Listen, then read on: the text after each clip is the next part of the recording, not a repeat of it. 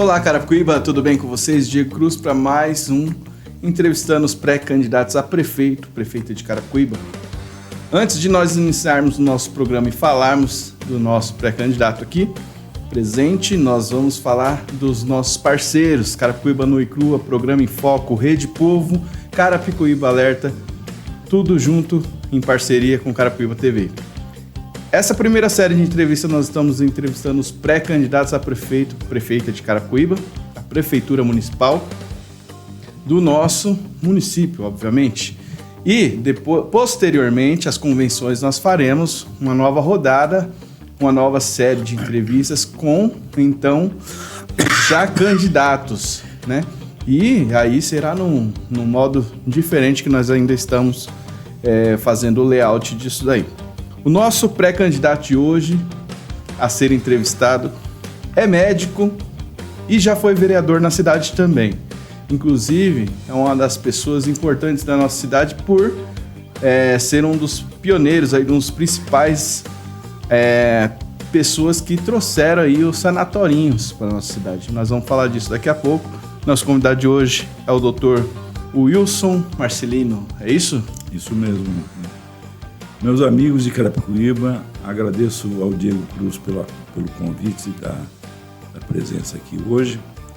E hoje eu estou à disposição para falar sobre a minha pré-candidatura a prefeito de Carapicuíba e por que eu decidi fazer isso e quais são as minhas propostas para a cidade de Carapicuíba. Então vamos começar aí já querendo saber da onde que você é, como você chegou em Carapicuíba, nasceu aqui? Eu nasci em Ribeirão Preto, no estado de São Paulo. Fiz faculdade de medicina em Sorocaba, na PUC São Paulo. Eu entrei na PUC lá em 71 e me formei em 76. De lá fiz residência de pediatria e especialização em saúde pública. Em 1986, eu estava trabalhando aqui em Osasco. Eu estava instalando o laboratório regional do Adolfo Lutz aqui em Osasco. Eu era diretor desse laboratório regional. E estava plantão como médico no pronto-socorro de Carapicuíba, no pronto-socorro, antigo pronto-socorro que ficava na rua Albino de Moraes, ali no centro de Carapicuíba. Isso em 86. Na época, o secretário de saúde do município chamava-se Dr. Milton Chagas, que posteriormente foi prefeito da cidade. O prefeito, na época, era o Luiz Carlos Neves, pai do atual prefeito. O Dr. Milton me convidou para ficar como assistente na Secretaria de Saúde, porque ele pretendia ser candidato a prefeito da cidade. Quando ele, então, exatamente em maio de 88, ele se afastou para ser candidato, junho de 88, está fazendo aniversário esse mês, ele se afastou da Secretaria de Saúde para ser candidato a prefeito. E eu assumi a Secretaria de Saúde como interino. E fiquei na Secretaria de Saúde em todo o período das eleições até o final do mandato do prefeito Luiz Carlos. O Milton foi eleito prefeito e eu continuei na Secretaria de Saúde e fiquei por 4 anos como secretário de Saúde de 89, né? Foi o começo do mandato, até 92. Em 92 eu fui candidato a vereador, fui eleito a primeira vez e fiquei 4 mandatos seguidos como vereador. De 92 a 2008, eu fui vereador da cidade de Carapicuíba e, conjuntamente, em alguns períodos, eu fui secretário de saúde do município. Agora, o período que eu mais profícuo, né, em termos de Secretaria de Saúde, trabalho que a gente fez para a cidade, foi no período de 88 a 92, que foi quando o Milton era o prefeito da cidade.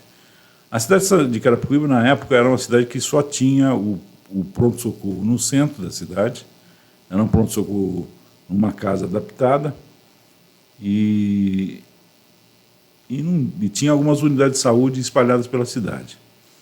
Algumas delas eram geridas pelo Estado e outras pela prefeitura. Então, o sistema de saúde da cidade era muito precário. Ainda é, né, na verdade. Não, mas hoje, se você comparar com o que era antes, você vai ver que hoje nós estamos no céu, tá, em termos de saúde. Na época era uma coisa desastrosa. A mortalidade infantil em Carapicuíba, na época que eu comecei como secretário, ela estava em torno de 50 crianças por 1.000 nascidas vivas, né? Morriam, antes de completar um ano, 50 crianças por 1.000 nascidas vivas. Mas esse período que você veio para cá, você veio por conta da política já ou por conta da Não, como saúde? técnico. Eu sou médico sanitarista, fui escolhido pelo Milton pela questão técnica, para substituir... Mas você já morava aqui, então? Não, eu só mudei para Carapicuíba quando eu fui eleito vereador. Ah, tá. Então, quando eu fui eleito vereador, eu mudei para a casa que eu vivo até hoje, né? Que aqui em Carapicuíba eu moro na mesma casa desde que eu fui... Qual bairro que é lá? Ali é Jardim Boa Vista. É bom o pessoal se situar aí, ó, pessoal do Jardim Boa Vista aí, o pré-candidato a prefeito é no bairro de vocês. Então eu vim para cá como técnico, né? Agora, política, eu faço política desde a escola, né? Eu sou militante político e um militante desde a época de resistência à ditadura militar. Então, todo o período que eu fiz faculdade em Sorocaba, eu era militante, fui diretor do centro acadêmico, e eu era militante do PCB, do Partido Comunista Brasileiro, na época, né? Que era clandestino, né? Mas era um dos partidos de esquerda, na época, o mais antigo, e que tinha uma política de fazer, não de luta armada. Não, nunca foi de resistência armada, mas sim de tentativa de vencer a ditadura pelo caminho democrático, que foi o que aconteceu. Hoje você está no PSB, PSB, né? Partido Socialista Brasileiro. Como que foi? Por que a escolha desse partido? Pois é, na minha fase de partidos, eu fui do PMDB, depois do PPS, Partido Popular Socialista, que é um sucedâneo do PCB, e depois no PV. E depois fiquei sem mandato, sem partido, não tinha filiação partidária, um partido ideológico para filiar. No momento das eleições de 2022, que estava posto a eleição entre manter o Bolsonaro e ter um candidato contra o Bolsonaro, eu já fiz a escolha de apoiar o PT, apoiar o presidente Lula.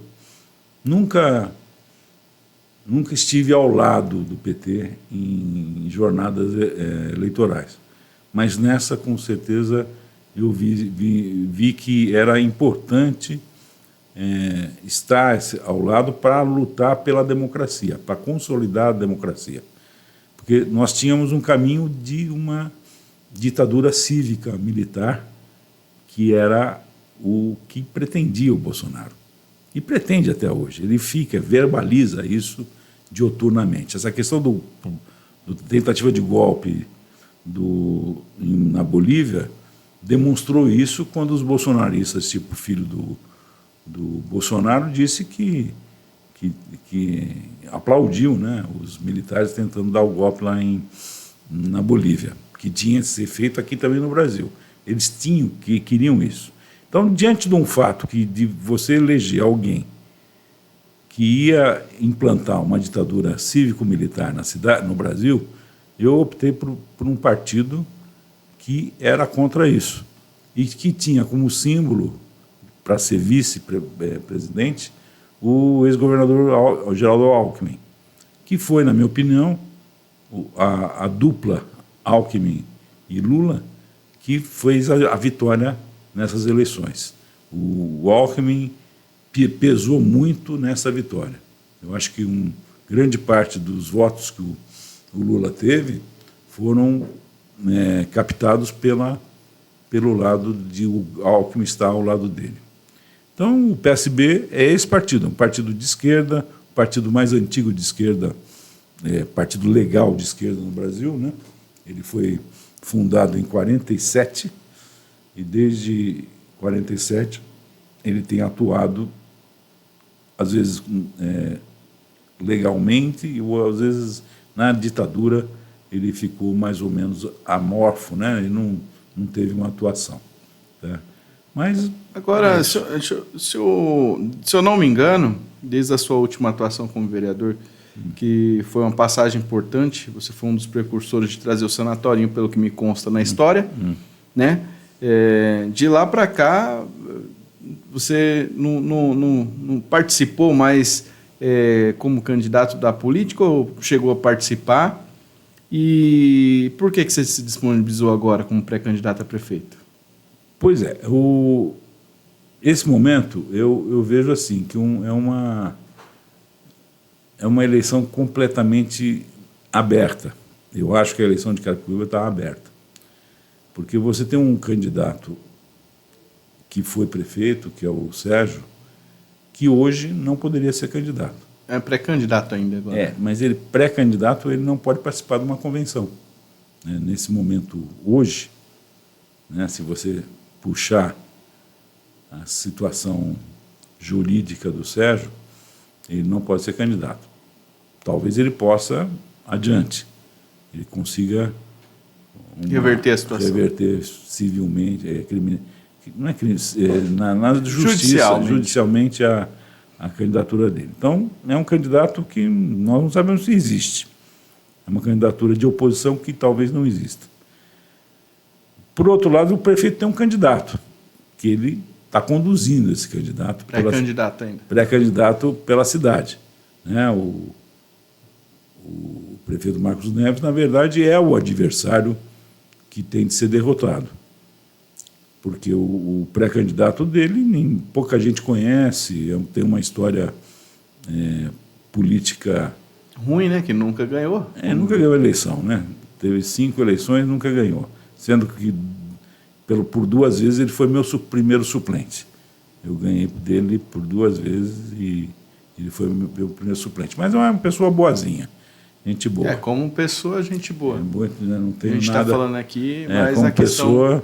pessoa leal, pessoa séria, tudo isso. Mas é uma pessoa inexperiente em termos de administração pública. Tá? Então, você tem esse candidato, depois tem alguns outros candidatos jovens, né? Tem um rapazinho que é jovem, 2 jovens, um professor, o outro cantor, que são jovens, e um outro advogado, também que passou pela administração, Secretaria de Cultura, e a Secretaria de Cultura de Carapicuíba nada fez durante os 8 anos de mandato do Marcos Neves, né? Então, também não tem predicado para ser um prefeito.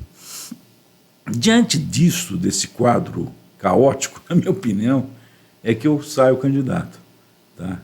Eu tenho um trabalho que eu fiz na cidade, um trabalho político, um trabalho administrativo, voltado à saúde, e me coloco à disposição para ser o adversário do Marcos Neves. Né?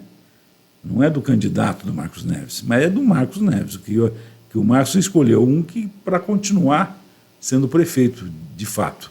De fato, não, mais ou menos por trás da candidata do prefeito que ele quer eleger, ele continuar dando as cartas. Então é por isso aí.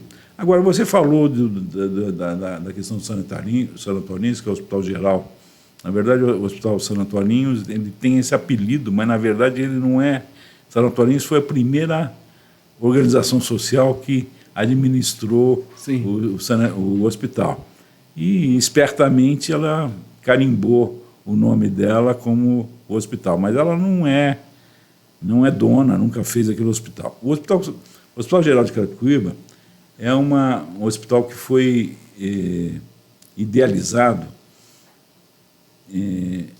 pela Secretaria de Estado da Saúde na final da década de 70, década de 80.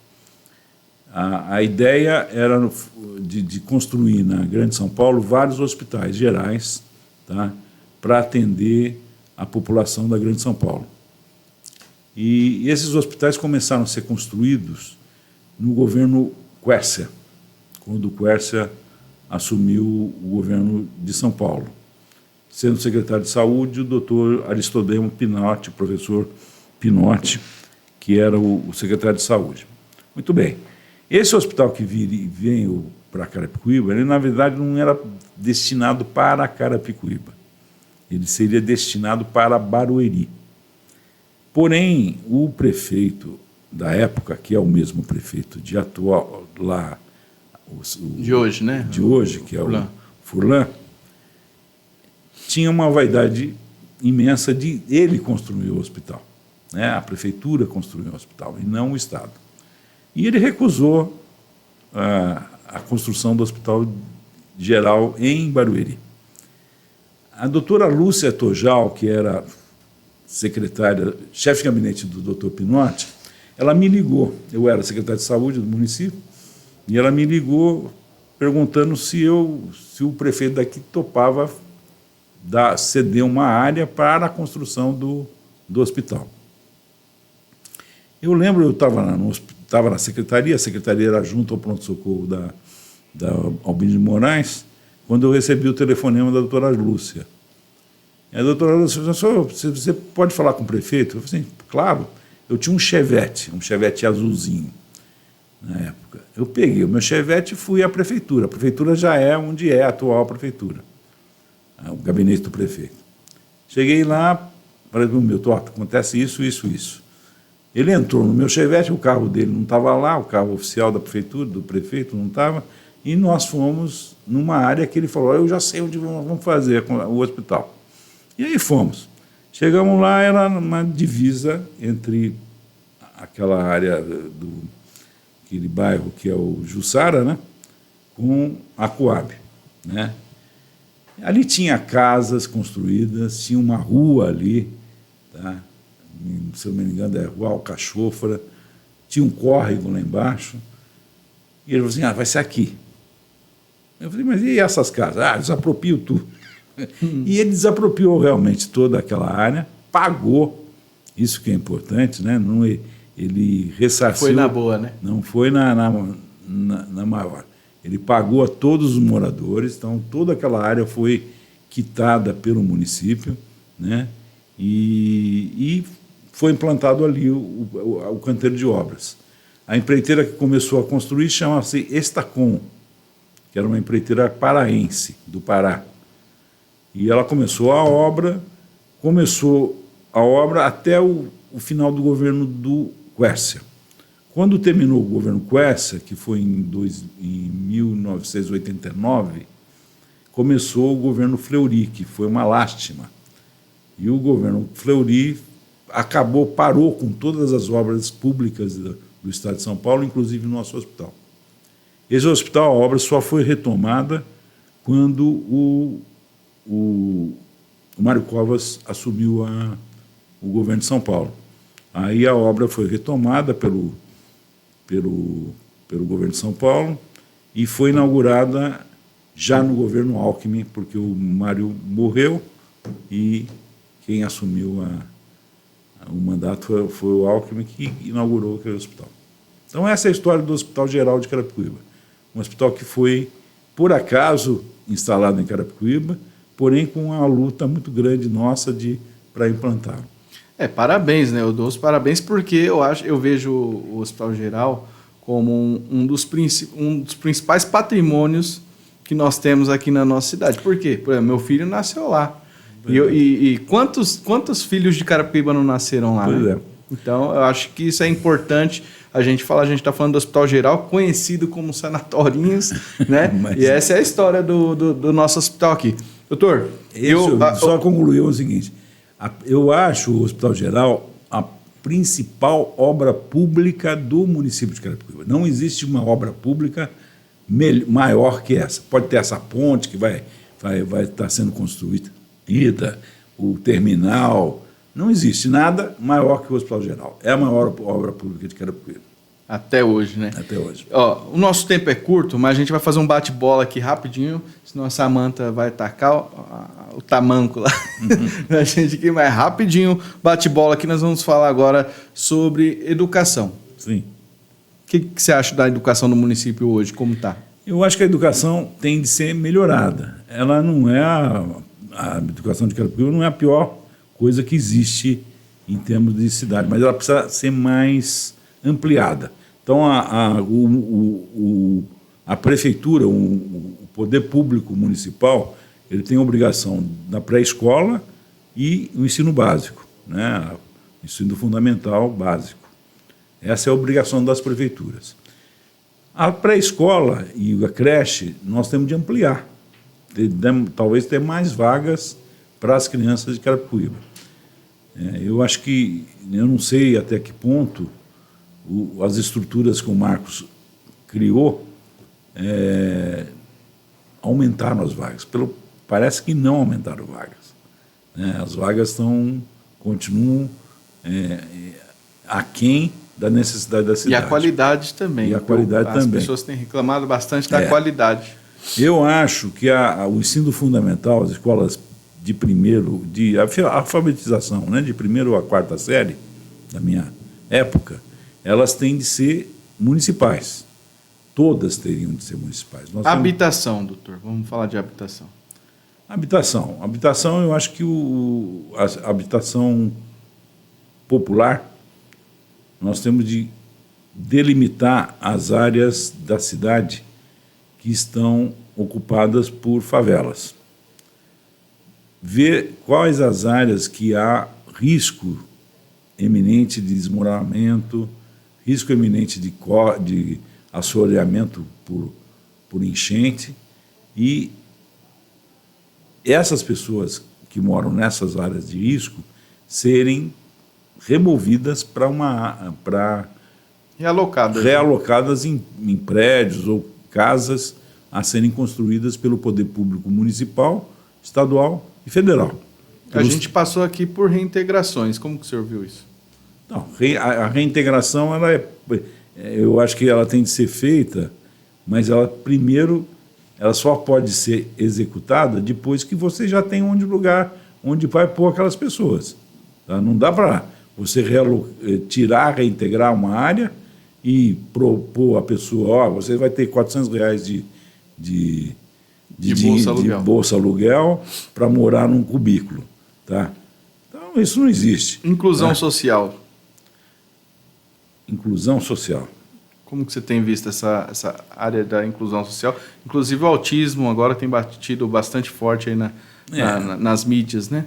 O autismo, o TDAH, isso é uma coisa que tem aparecido muito, até mais, está surgindo até mais do que eu acho que deveria existir. Tem gente que é autista que, na minha opinião, não é. Sabe? Então, primeiro, você precisa ter diagnóstico claro disso. Você ter neurologistas na rede pública que façam o diagnóstico das pessoas. Correto, né? Correto. Tem de ter, eu acho, escolas preparadas para atender essas pessoas. Tá? Essa negócio de escola, inclusão em escola qualquer, não, é obrigado a incluir. Não é por aí, sabe? Tem autista que não se adequa a uma escola normal. Tá? Tem que ter escolas especiais também para certos níveis de autismo, né? Sobre obras inacabadas aí do município, tem algumas queixas de alguns lugares que estão abandonados. O que o senhor pode falar sobre isso? Tem que terminar, né? Por exemplo, o Teatro Castro Alves, ali no centro. Jorge Amado? É Jorge Amado, não é Castro Alves, Jorge Amado. Castro Alves na Bahia.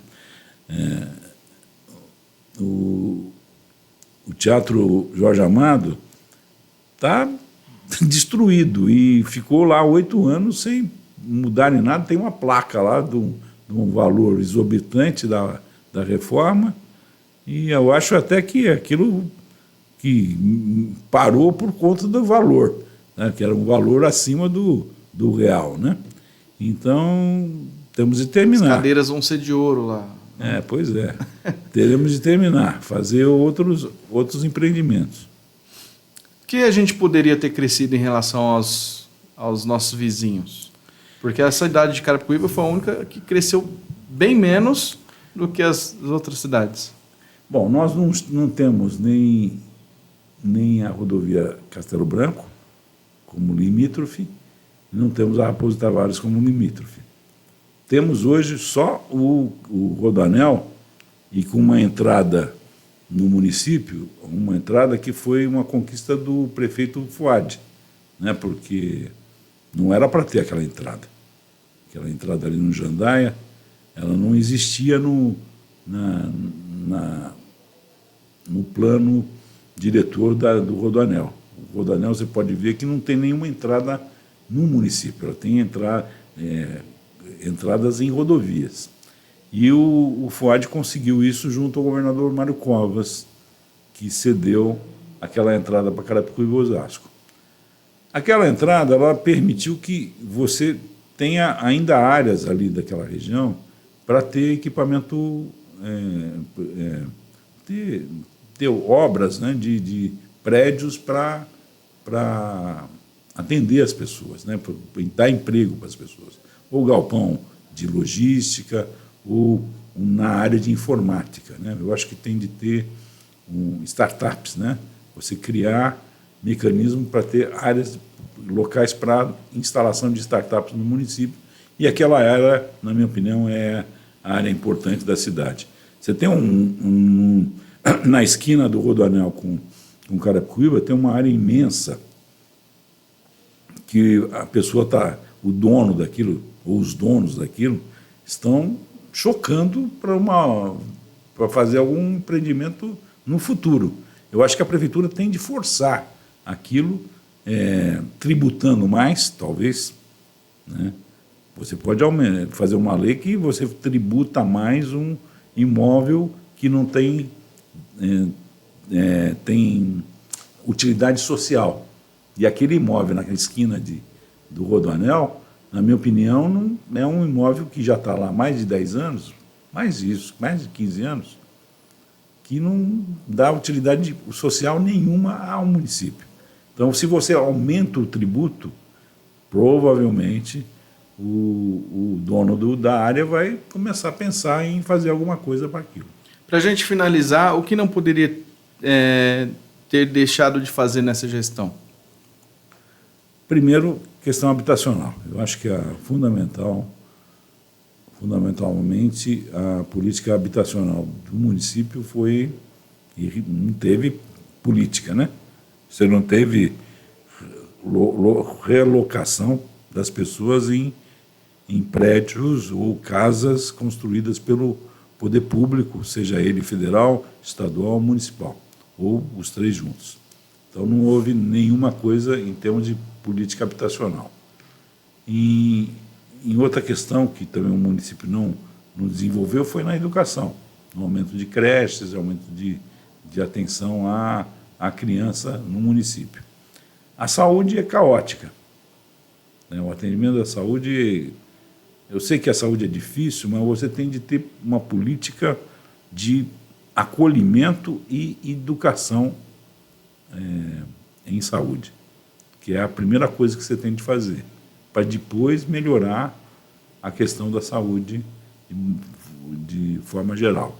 Ter também outra coisa que esse governo não fez foi a participação popular nas séries de conselhos que existem no município. O prefeito aparelhou os conselhos para sua utilização. Então, você tem Conselho Municipal de Saúde. Você conhece alguém do Conselho Municipal de Saúde? Ninguém. Do lado da população, é gente que está atrelado ao governo. O presidente do Conselho Municipal de Saúde me parece que é presidente de um partido que está junto com o candidato do prefeito. Tá? Então, ele aparelhou todos os conselhos e os conselhos não têm a função que deveriam ter, que é de ajudar o governo, apontar as necessidades e buscar a fiscalização dessas atividades. Tá? Então, é uma menos o da cultura, porque eu fiz parte por uma pouca parte de tempo no Conselho de Cultura. A gente teve vitória na Lei Paulo Gustavo. Recentemente tivemos que, se não fosse votado nessa última sessão, não passaria Aldir Blanc também, ia ser só depois das eleições, ia prejudicar muitos artistas da cidade. E é o conselho muito atuante daqui é o Conselho de Cultura, apesar da cultura não evoluir, mas os conselheiros são bem atuantes. Foram os mais atuantes. São os conselheiros. Eu votei até em conselheiro, votei quando teve a votação, eu fui votar, e realmente são atuantes e não são atrelados ao governo. É porque não conseguiu achar gente para pôr do lado dele. Essa é a verdade. A não ser do poder público. Doutor, obrigado pela entrevista. Né? Esperamos você já após as convenções, já como candidato, para a gente fazer um bate-papo já um pouco mais diferente, né? Já incluindo aí as outras páginas. A ideia é fazer um circuito diferenciado para que a população também participe. E eu quero te agradecer e deixar o microfone aberto para você fazer suas considerações finais. Bom, Diego, obrigado pelo convite mais uma vez. E quero dizer que Carapicuíba merece carinho, merece mais coisas para a cidade. Nós somos uma cidade sofrida, uma cidade que ela foi criada, na minha opinião, erradamente. O momento de criação dela, na emancipação, foi feito sem planejamento. Sem planejamento, né? Nós entregamos para a cidade que nós desmembramos, que era Barueri, todo um pedaço de terra que devia ser nosso. Então, por exemplo, nós não chegamos ao Tietê, nossa divisa, sendo que a divisa territorial de Carapicuíba devia ser o leito do Tietê. Né? O leito do Tietê hoje é retificado. Nós temos um leito, nossa divisa com Barueri é o leito antigo do Tietê. Era o que não existe mais. Então, a gente, por exemplo, toda essa área aterrada da lagoa de Carapicuíba, entre aspas, de Carapicuíba, é agora a área de Barueri. Então, essa área imensa que foi aterrada vai ser usada pela cidade mais rica da região, que é Barueri. Tá? Então, ela não é nossa, essa área. Onde é o Sanegrão, a Sabesp, o tratamento de esgoto da Sabesp, também não é nossa área. Ali também é Barueri. Então, o imposto que a Sabesp paga pelo tratamento de resíduos naquela usina vai para Barueri. Então, é uma coisa louca, sabe? Quem fez a emancipação não pensou adiante, sabe? Infelizmente. Nós não chegamos nem na hora de fazer as linhas divisórias do município, nós não chegamos nem na Raposo, estamos a menos de 1 quilômetro da Raposo, né? Se você pegar na Novo Horizonte, está menos de um quilômetro. Né? E nem chegamos ao Tietê e muito menos a Castelo Branco, que na época já estava sendo aberta. Né? Na época que fomos emancipados, estava iniciando as obras da Castelo Branco no governo Adhemar de Barros. Então, essa história podia ter sido diferente se as pessoas, na época, tivessem pensado no desenvolvimento futuro da região metropolitana, em particular de Carapicuíba. Maravilha. Obrigado, doutor. E para você que nos acompanha, curte, comenta, compartilha e até a próxima. Valeu!